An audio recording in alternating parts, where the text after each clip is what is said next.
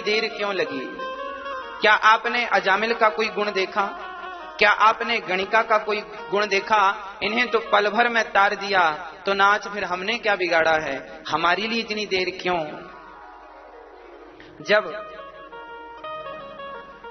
जब हम भगवान से सच्ची प्रार्थना करते हैं कि हे नाथ, अब हमें भवसागर से पार लगा दो, क्योंकि हमारा अब आपके अतिरिक्त कोई नहीं है ना।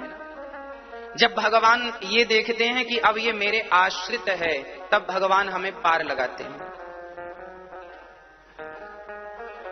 भगवान श्री राम इंतजार कर रही हैं माता शबरी।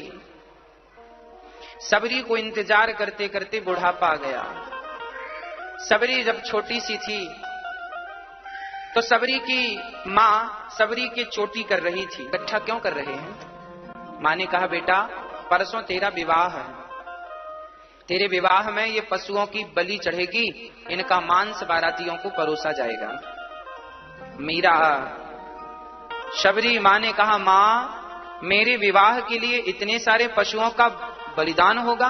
हाँ बेटी, हम जंगल के राजा हैं ना, तो बारातियों को मांस परोस कर उन्हें प्रसन्न करना है। तुरंत शबरी ने अपनी चोटी मां से छुड़ाई और कहा, मां यदि मेरी खुशी में, यदि मेरे विवाह में मेरी खुशी पिता देखना चाहते हैं और मेरी खुशी के लिए यदि इतने मूक निर्दोष पशुओं का बलिदान देकर के मुझे प्रसन्न कर रहे हैं, तो मां मैं विवाह ही नहीं करना चाहती। शबरी मां गई और जितने पशु बंधन में थे सबको खोल दिया, बंधन से मुक्त कर दिया। सारे जानवर जंगल की तरफ बड़ी प्रसन्नता से चले गए। विचार करो कि जिसे मारने के लिए बंदी बनाया हो, उसे आप जब आजाद करेंगे तो उसे प्रसन्नता कितनी होएगी। उन पशुओं के अंदर से आवाज निकली, शबरी तुमने हमें मुक्त किया है, भगवान तुम्हें मुक्त करेंगे। वो आवाज निकली, शबरी पलट कर घर नहीं गई, शबरी सीधा जंगल चली गई। उन्हें डर लगा कि यदि कहीं मैं घर चली गई तो कल फिर मेरे पिता इन जानवरों को न इकट्ठा कर लें और फिर मेरी बलि, मेरे विवाह में पशुओं की, निर्दोष पशुओं की कहीं फिर से बलि न चढ़ा दें। शबरी ने कहा, आज हम प्रतिज्ञा करते हैं विवाह ही नहीं करेंगे, और शबरी ने विवाह ही नहीं किया। अब जंगल चली तो गई शबरी, पर चुनौती यह थी जाएंगी कहां? घनघोर जंगल था, चारों तरफ जंगल घूमते घूमते बचते बचाते वो मतंग जी के आश्रम में चली गई। वहां देखा तो बहुत सारे साधु आंख बंद करके बैठे थे। शबरी बड़ी भोली थी, भीलों की बेटी थी, पूजा पाठ करना, सत्संग करना जानती भी नहीं थी। पर सत्संग नहीं करती थी तो क्या हुआ, साधु संत जब पूजा करते थे तो ये छिप छिप के झाड़ियों से देखा करती थी। देखती थी बाबा लोग कैसे पूजा करते हैं, कहां जाते हैं। स्नान करने जाते थे तो उनके रास्ते में बड़ा कंकड़ पत्थर होते थे। शबरी ने गुरुजनों का रास्ता साफ करने के लिए झाड़ू लगानी शुरू कर दी। जिस रास्ते से साधु संत स्नान करने जाते थे, पुष्प तोड़ने जाते थे, वो सारा रास्ता वहां से साफ कर दिया पूरा शबरी ने। साधुओं ने देखा कि कोई रास्ता साफ कर रहा है। एक साधु ने पकड़ लिया, अरे ये महिला हम बाबाओं के बीच में क्या कर रही है? मतंग जी के आश्रम, मतंग जी गुरु जी थे, ले गए, देखो गुरु जी ये महिला है। मतंग जी ने पूछा, बेटी तुम कौन हो? बाबा मैं शबरी हूं। अच्छा तुम्हारा नाम शबरी है? हाँ। शबरी का अर्थ क्या है?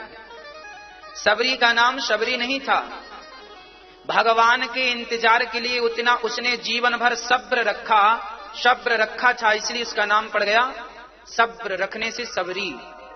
श्रद्धा और सबुरी कहते हैं ना, सबुरी रखो, सबरी मतलब धैर्य, धैर्य रखो। सबरी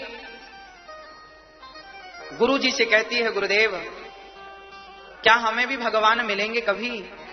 मतंग जी ने कहा, बेटी जरूर मिलेंगे, तुम केवल भगवान का नाम जपो बस। किसका नाम जपो? क्या नाम है भगवान का गुरुजी? बेटी बोलो राम। शबरी ने कहा राम। बेटी बोलो राम। शबरी ने फिर बोला राम। बस बेटी तुम इसी का जाप करना, राम राम राम। शबरी ने कहा, गुरुजी ये राम जी कभी हमें मिलेंगे? हाँ हाँ जरूर मिलेंगे। तो गुरुजी हम उन्हें कहां ढूंढने जाएंगे? गुरुजी ने कहा बेटा तुम इतनी सहज हो, सरल हो कि तुम्हें कहीं नहीं जाना उन्हें ढूंढने के लिए, वो खुद ढूंढते ढूंढते तुम्हारे पास आ जाएंगे। जब भक्त शबरी जैसा हो, भक्त शबरी जैसा योग्य हो, तो उसे भगवान की खोज करनी नहीं पड़ती, बल्कि भगवान स्वयं उनकी खोज करते आते हैं जो शबरी जैसे भक्त होते हैं। हाँ, शबरी ने कहा गुरुजी यदि वो आए तो क्या मैं उन्हें पहचान लूंगी? शबरी से गुरुजी ने कहा बेटा ये चिंता भी तुम्हें नहीं करना, तुम उन्हें मत पहचानना, वो ही तुम्हें पहचान लेंगे। जरूरी नहीं है कि भगवान को पाने के लिए वेद पुराण पढ़े जाएं, जरूरी नहीं है कि भगवान को पाने के लिए घर परिवार का त्याग किया जाए। अरे भगवान को पाने के लिए तो केवल प्रेम ही पर्याप्त है। कोई प्रेम कर ले, राम ही केवल प्रेम प्यारा, कोई प्रेम कर ले शबरी जितना, तो भगवान मिल जाते हैं। हाँ, आप पीछे जो खड़े हैं इस तरफ आके बैठ जाइए, थोड़ा थोड़ा मैया आगे खिसकाओ, पीछे जगह हो जाए सबको बैठने के लिए। भगवान, ये शबरी माँ के बारे में लिखा है, ये शबरी पिछले जन्म में एक राजा की पत्नी थी, है ना। एक रानी थी, एक राजा और एक रानी दोनों जंगल गए, जंगल नहीं प्रयागराज। प्रयागराज में राजा ने स्नान किया, रानी ने भी स्नान किया। रात्रि को बड़ा भजन सत्संग पूजन हो रहा था। रानी ने कहा अपने पति से स्वामी जी सत्संग हो रहा है, संत लोग कीर्तन कर रहे हैं, आप आज्ञा दो तो मैं भी कीर्तन कर लूं। राजा ने कहा आप रानी हो और रानियों की मर्यादाएं हैं, कहीं भी थोड़ी बैठना है आपको। अरे बाबाओं के बीच में आप बैठोगी शोभा नहीं देगा। रानी को बड़ी गिलानी हुई, हे भगवान, हे विधाता, आपने मुझे रानी क्यों बना दिया? मैं रानी बनी तो मुझे सत्संग में जाने को नहीं मिलता, इसलिए कि मैं रानी हूं। ये रानी का पद मेरे लिए भजन में बाधा बन रहा है। वो रानी रात को 2 बजे गई और प्रयागराज में संगम में जाकर गंगा में डूबने लगी, मैं आत्महत्या कर लूंगी। और डूबते डूबते उसने गंगा मैया से कहा, हे गंगा मैया, मुझे अगले जन्म में आप भीलों की बेटी बना देना, पर मुझे रानी मत बनाना। रानी बनने का अर्थ यह है कि भगवान के भजन में बाधा उत्पन्न होगी, स्वतंत्रता से मैं भजन नहीं कर सकती। हे विधाता, मुझे ऐसी जगह जन्म देना अगली बार जहां मैं स्वतंत्रता से आपका भजन कर सकूं, कोई पद प्रतिष्ठा की बाधा ना हो। वह रानी इस जन्म में सबरी बनकर आई और बड़े स्वतंत्र चित्त से, बिना दबाव के, बड़े भाव से भगवान से प्रेम किया। और प्रेम जब किया तो सबरी को राम के पास नहीं जाना पड़ा, राम जी खुद चले आए। अर्थ यह है कि जब हमारे हृदय में अत्यधिक प्रेम होगा भगवान के प्रति, तो हमें उनके पास नहीं जाना पड़ेगा, भगवान ही हमारे पास चले आएंगे। इस भाव से भगवान का पूजन करो, इस भाव से भगवान की भक्ति करो कि हमें उनके पास न जाना पड़े, वो हमारे पास आए, हम इस योग्य बने। इतना प्रेम करो, इतना प्रेम करो, कितना, जितना सबरी माता करती हैं। राम जी आए तो कंदमूल फल खिलाया माता शबरी ने। केवल कंदमूल फल नहीं, बड़े विद्वान कहते हैं बेर तोड़कर लाई, है ना। और बेर राम जी को खवाया, और वो भी चख चख कर देखा। पहले तो बेर तोड़ने गई तो उन्होंने देखा कि जिस पहले बेर चखती है, इस पेड़ का बेर मीठा है तो इस पेड़ के बेर, फिर इसका खट्टा, उस पेड़ के सारे बेर छोड़ दिए, चुनती है वो। और जब मीठे मीठे भर के लाई तो भी उसे डाउट था कोई कड़वा ना हो जाए, कोई खट्टा ना हो जाए, तो पहले आधा थोड़ा सा खुद चख लेती है, फिर भगवान को खवाती है। भगवान जूठे बेर खा रहे हैं, जूठे। ये किसका जूठा खा रहे हैं? भक्त का जूठा। भगवान का एक नाम है माता, हम लोग गाते हैं। दिक्कत नहीं है, किसी प्रकार की घृणा नहीं है कि ये पुत्र का जूठा है। जैसे मां पुत्र का जूठा खाती है इसलिए उसे मां कहते हैं, उसी प्रकार आज भगवान भक्त का जूठा खा रहे हैं। भागवत में मधु मंगल की उगलन कढ़ी खाई थी, कथा में हमने बताया था। मंगल के मुंह में कढ़ी भरी है, भगवान ने अपना मुंह मंगल के मुंह में लगाया और मंगल के गाल में एक जमाया तो मंगल के भीतर की कड़ी भगवान के भीतर आई। वहां मंगल का जूठन खाए और यहां सबरी का जूठन खाए, जूठा खाए। बात सिद्ध हो गई कि भगवान ही अपने पुत्र का, भक्त तो पुत्र होता है ना, तो भगवान हर भक्त का जूठा भी खा सकते हैं यदि भक्त भगवान की भक्ति करता है। का उपदेश दिया। भक्ति कितने प्रकार की होती है? 9 प्रकार की। नवदा भक्ति जरा ध्यान से सुनिएगा।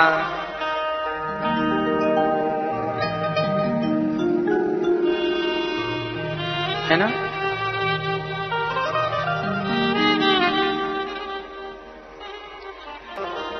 संत शरण में जाइए दिन में 2-2 बार। संतों की शरणागति जरूर करनी चाहिए। संत नहीं मिलेंगे तो भगवंत भी नहीं मिलेंगे, ये याद रखिएगा। पहली भक्ति है कथा सुनना। जितना अधिक हो आप कथा सुना करिए। कथा सुनने से क्या होगा? एक चेला गुरुजी से बोला, गुरुजी हमें तो कथा कुछ समझ में आती नहीं है, हम क्या सुने? तो गुरुजी बोले, गुरुजी के पास एक टोकनी थी जिससे कोयला उठाते थे। तो कोयला उठाते उठाते वो टोकनी काली पड़ गई। गुरुजी ने कहा, जा इस टोकनी में गंगा जल भर के ला। चेला गया, गंगा जी में डाला तो टोकनी में कोई गंगा जल भरता? एक बार डाला फिर पानी गिर गया, फिर डाला फिर पानी गिर गया। उसने सैकड़ों बार पानी में गंगा जी में डाला उस टोकनी को, पर पानी तो उसमें भरना था नहीं। वापस आया, गुरुजी इसमें तो पानी भरा ही नहीं। गुरुजी ने कहा, बेटा कोई बात नहीं, बेटा भले टोकनी में पानी भले ना भरा हो, पर पानी में डुबाने से एक फर्क तो पड़ा।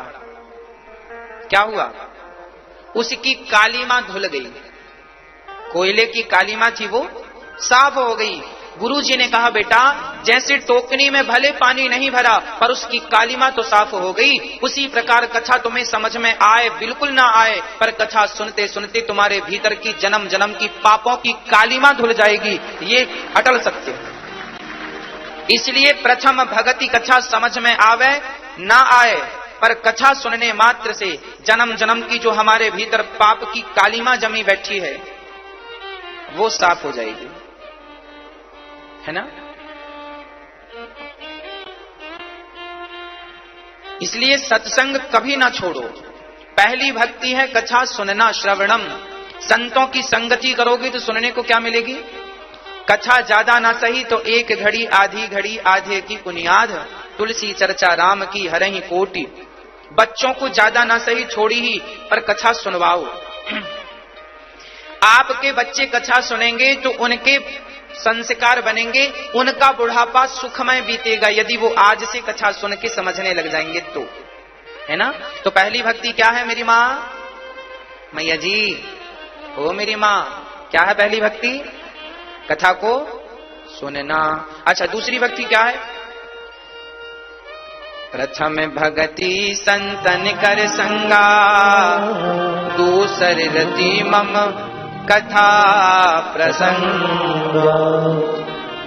दूसरी भक्ति है अधिक से अधिक कथाओं में जो सब्जेक्ट है, जैसे भगवान कृष्ण की माखन लीला, बाल लीला, भगवान के गोवर्धन उठाने की लीला, इन कथाओं से, इन विशेष कथाओं से प्रेम कीजिए।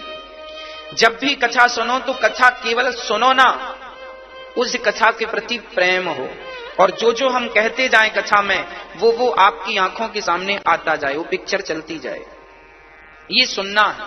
तो कथाओं में भगवान के चरणों में क्या होना? प्रीति। पहली भक्ति है कथा सुनना। दूसरी भक्ति है जिनकी कथा सुन रहे हो उनसे प्रेम होना। राम की कथा राम से प्रेम, कृष्ण की कथा तो राम और कृष्ण ये दो नहीं, एक ही है। इनके चरणों में प्रेम होना यह अनिवार्य है। दूसरी भक्ति है भगवान के चरणों में क्या होना जरूरी है? अच्छा, आपने इतना कुछ किया, एकादशी करी, द्वादशी करी, पूर्णिमा करी, अमावस्या करी, तीर्थ करे, भागवत सुनी, राम कथा सुनी, सब सुन लिया, पर आपका भगवान के चरणों में प्रेम नहीं हुआ तो सब कुछ करना सफल हुआ क्या? हाँ मेरी मां, हमारा व्रत अनुष्ठान तब सफल होता है जब हमारा भगवान के चरणों में क्या हो जाए, प्रेम हो जाए। अत्यधिक प्रेम भगवान से हो और किसी से ना हो। जैसे एक स्त्री ससुराल गई तो उसने अपनी सेवा से सास को प्रसन्न कर लिया, ससुर को प्रसन्न कर लिया, घर परिवार में जितने लोग थे, ननंद थी, जिठानी थी, अपनी सेवा से सबको खुश कर लिया, सबका प्रेम पाया, पर उसके पति से प्रेम हुआ ही नहीं। बाकी सबसे प्रेम करती है, वो सास से बड़ा प्रेम करती है, ससुर से प्रेम करती है, ननंद से, जेठानी से, बच्चों से प्रेम करती है, वहां जितने बच्चे थे, पर अपने पति से प्रेम नहीं किया। अब बताओ, एक स्त्री अपने पति से प्रेम नहीं करती, बाकी सबसे प्रेम करती है, तो उसका सबसे प्रेम करना सफल हुआ? बेकार है कि नहीं? क्यों बेकार है? क्योंकि जिससे होना था उससे तो हुआ नहीं, बाकी सबसे है। हमारी भी हालत कुछ ऐसी ही है। हमारी हालत ऐसी है कि जिस परमात्मा से प्रेम होना चाहिए था, हमारा उससे ना होकर बाकी सबसे प्रेम है। बाकी किससे नहीं है बताओ? आपका प्रेम सबसे है, पड़ोसन से प्रेम है, घर परिवार के लोगों से प्रेम है, बच्चों से प्रेम है, दुकान से प्रेम है, होना चाहिए, गलत नहीं है। पर अत्यधिक प्रेम किनसे हो? अत्यधिक प्रेम किनसे हो? भगवान से।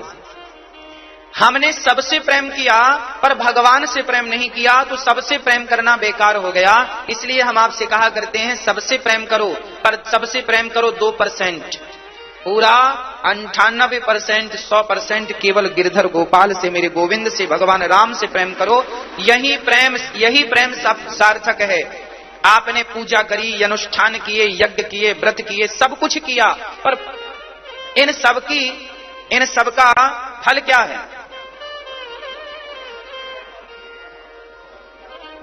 इन सबका फल केवल भगवान की प्राप्ति है ना? क्या हुआ? अच्छा, आपकी माता नहीं, आप बता दीजिए, आप बताइए कहां से आगमन हुआ आपका? अच्छा जी, अच्छा, हाँ हाँ, मैं आज ही आई हूँ। अच्छा अच्छा, आपके बड़े बेटा सेवा करते हैं कि नहीं करते? हाँ, तो माता जी ने कहा कि नहीं करता है। हाँ, तो हमें तो ये भी नहीं मालूम है कि ये आ गई है यहाँ पे। अच्छा, ये कहा, हमने फोन करवाया था अपनी जी बिटिया से, हाँ, अम्मा कहाँ गई है? बोली कि बिहार में गई है वो। अच्छा, मतलब 2-3 दिन का प्रोग्राम है। अच्छा, आ जाएंगे तो हम तो निश्चिंत थे। चलिए, तो आप कौन सी सेवा है? हाँ, कौन सी सेवा? कोई बात नहीं, देखिए सुनिए, ठीक है, कोई बात नहीं। आप अपनी देखिए, आप अपनी माँ की सेवा करो, इतना प्रसन्न करो अपनी माँ को, इतना प्रसन्न करो अपनी माँ को कि वो हमेशा आपको छोड़ना ही ना चाहे, है ना? देखिए, बूढ़ी माँ बुढ़ापे में केवल प्यार चाहती है। जब मैं भी बुढ़ा हो जाऊंगा, आप भी सुनिए ना, रुक जाइए तिवारी जी को, जब आप भी बुजुर्ग होंगे, हम भी बुजुर्ग होंगे, तो हम अपने बच्चों से क्या चाहेंगे? क्या चाहेंगे? प्यार चाहेंगे। देखिए, ये जो माँ है ना आपकी, वो आपकी नहीं, मेरी भी माँ है।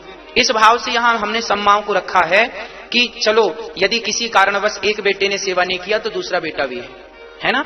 आप यदि सेवा करें तो कोई दिक्कत नहीं है, माँ तो आपकी ही है, आप ले जाइए, अपनी माँ की सेवा करिए, कोई बात नहीं। आप अपनी माँ को ले जाइए और उनके चरण धोकर उनका चरणामृत पीजिए, उनके चरणों की धूल माथे पे रखिए। संसार का हर सुख दोबारा मिल सकता है, पर माँ दोबारा नहीं मिल सकती। मैं केवल अपनी माँ से प्यार करता हूँ, जो बन पड़ता है वो सेवा करता हूँ। आपसे भी उस माँ ने सेवा की अपेक्षा रखी है। आप बहुत अच्छे हैं, पढ़े लिखे हैं, समझदार हैं। जी जी जी, ठीक है। अब आप अपनी माँ को ले जाइए बड़ी प्रसन्नता से और खूब सेवा कीजिएगा, ठीक है? हम भी आपके छोटे भाई हैं, वो हमारी भी माँ है, ठीक है? मैया जी, आपका बेटा आया है, बड़ी प्रसन्नता हुई हमें कि चलो बेटे अपनी माँ को लेने आए हैं। बड़े सम्मान के साथ ले जाइए, माँ की सेवा कीजिए। हम तो यही चाहते हैं कि सारे पुत्र आएं और यहां से अपनी माँ को लेकर जाएं, ताकि अच्छा कथा सुन के आ जाएंगे, कोई बात नहीं, ठीक है? कथा सुन के आ जाएंगे।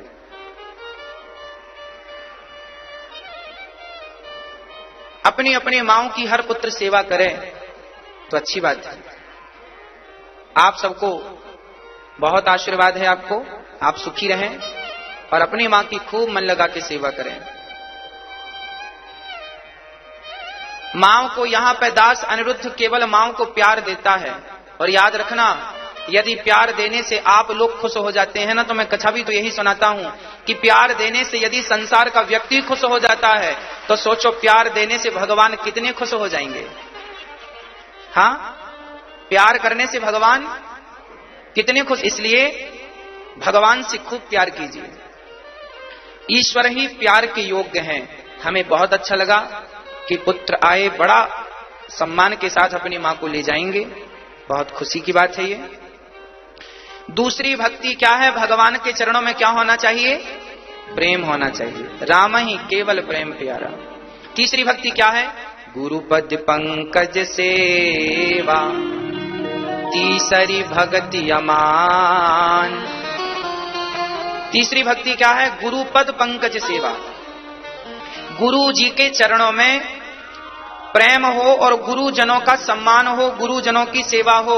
पत्नी पति के चरण सेवा करे, पुत्र माँ बाप के चरण सेवा करे और शिष्य गुरु की चरण सेवा करे।